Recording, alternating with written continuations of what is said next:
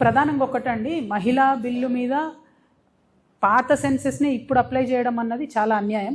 Already దీనివల్ల మొన్న జరిగిన పార్లమెంట్ ఎన్నికల్లో మహిళలకు అవకాశాలు పోయినాయి.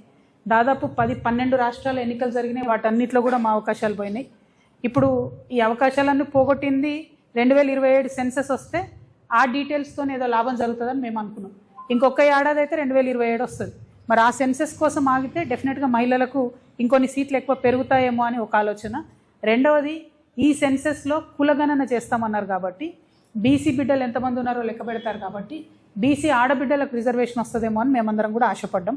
కానీ ఆ 2027 సెన్సెస్ వరకు ఆగకపోవడం వెనుక భారతీయ జనతా పార్టీ మరొకసారి వాళ్ళు బీసీ వ్యతిరేకులు అని చెప్పి వాళ్ళంతటా వాళ్ళే నిరూపించుకుంటా ఉన్నారు. దయచేసి బీసీ బిడ్డలు ఆడబిడ్డలు వేచి చూడొద్దు. చాలా బలంగా మనం కోరాల్సిన అవసరం ఉంది.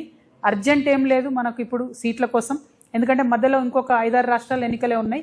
2027 తర్వాత చేస్తే సీట్స్ పెరుగుతాయి, బీసీ రిజర్వేషన్ కోసం కూడా ఫైట్ చేసే అవకాశం ఉంటుంది. కాబట్టి దానికోసం వేచి చూడాలన్నది మా ఆలోచన. బట్ 16th, 17th, 18th మేము కూడా డ్రాఫ్ట్ బిల్ వచ్చిన తర్వాత స్టడీ చేస్తాం.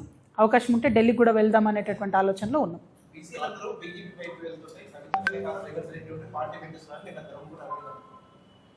అసలు ఆయన ఎవరన్నది సగం మంది గుర్తులేదు. మా నిజామాబాద్ వాళ్ళకే గుర్తులేదు ఆయన ఎవరన్నది. ఆయన గురించి నేను మాట్లాడేందుకే, ఆయన ఏం మాట్లాడతాడో ఆయనకే అర్థం కాదు. పొద్దునేం మాట్లాడతాడో రాత్రి ఏం మాట్లాడతారో, ఒక రోజు ఒక మాట, ఇంకో రోజు ఇంకో మాట. అట్లాంటి వాళ్ళ గురించి మాట్లాడి నేను టైం వేస్ట్ చేయదలుచుకోలేదు.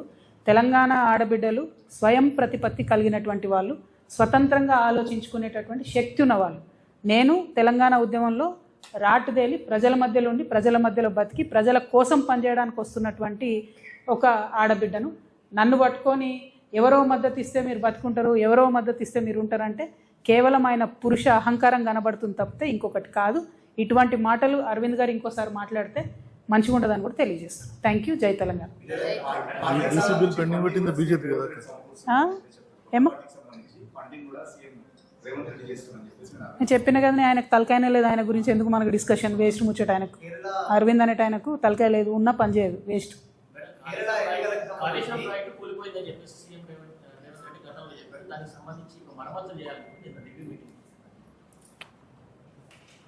సేమ్ థింగ్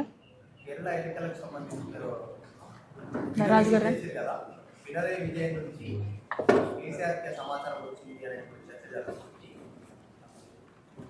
అంటే కేరళ ప్రజలను తెలంగాణలో కాంగ్రెస్ పార్టీ మనం చేసిన మోసాన్ని తెలియజేయడం కోసం మాత్రం నేను ఆ వీడియోని రిలీజ్ చేసినాను. అంతో ఇంత కేరళ ప్రజలు కాంగ్రెస్ పార్టీ చేసిన మోసాన్ని తెలుసుకొని లిబరల్ లెఫ్ట్ని గెలిపిస్తే నేను సంతోషపడతాను. డెఫినెట్గా అందులో డౌట్ లేదు. ఆ చర్చ ఎక్కడెక్కడ ఏ పార్టీలో జరిగిందో నాకు అనవసరం, నాకు తెలియదు కూడా. నాకు ఐడియా లేదు. నీ లెక్క నేను కూడా పేపర్లో చూసిన తప్పితే నాకైతే ఐడియా లేదు. బట్ కాళేశ్వరం అనే ప్రాజెక్ట్ని ఇదివరకు వాడుకోము అని చెప్పినటువంటి ముఖ్యమంత్రి గారు మళ్ళీ కాళేశ్వరాన్ని ఉపయోగంలోకి తేవాలి అనేటటువంటి ఆలోచన నేను వెల్కమ్ చేస్తున్నా. 2 కారణాలు. కరెక్ట్గా కాళేశ్వరాన్ని కక్కుర్తి లేకుండా, కమిషన్ల కోసం ఆశపడకుండా పూర్తి చేస్తే అన్ని జిల్లాలకు కూడా నీరు ఇచ్చేటటువంటి ఆస్కారం ఉన్నది. కానీ దానికి సంబంధించినటువంటి సిన్సియర్గా పని కాంగ్రెస్ ప్రభుత్వం చేస్తుందని చెప్పి నేనైతే అనుకుంటలేను. ఎందుకంటే వాళ్ళు కర్కశంగా గత 2.5 సంవత్సరాలుగా అన్ని సీజన్లలో కూడా కాళేశ్వరం ఫెయిల్ అయిందని చెప్పడానికి 8.5 లక్షల ఎకరాలను ఎండబెట్టిండ్రు. తెలిసి అంత కర్కోటకంగా ఉంది కాంగ్రెస్ ప్రభుత్వం. కాబట్టి అటువంటి ప్రభుత్వం కాళేశ్వరం రిపేర్ చేస్తుందంటే అది కేవలం కమిషన్ల కోసమే అని చెప్పి నేను అనుకుంటున్నా తప్పితే రైతుల కోసం అయితే కాదు. Thank you. జై తెలంగాణ.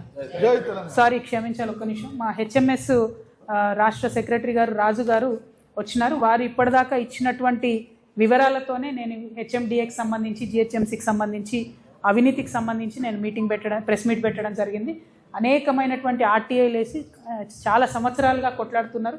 దాదాపు ఒక 30,000 మంది జిహెచ్ఎంసీ కార్మికుల రిప్రజెంటేటివ్గా రాజు గారు మరి ఈ సమాచారాన్ని అంతా ఇచ్చినందుకు వారికి మనస్ఫూర్తిగా ధన్యవాదాలు తెలియజేస్తున్నాను. నెక్స్ట్ టైం ఇంకా సానుకూలంగా చాలా డీటెయిల్గా ఫైట్ కంటిన్యూ చేద్దాం. కాకపోతే మళ్ళీ ఒకసారి ముఖ్యమంత్రి గారికి ఒకటే డిమాండ్, దయచేసి టెండర్ ప్రక్రియను రద్దు చేయండి. ఎవరైతే రిటైర్డ్ ఉద్యోగులు ఎంబీ బుక్లను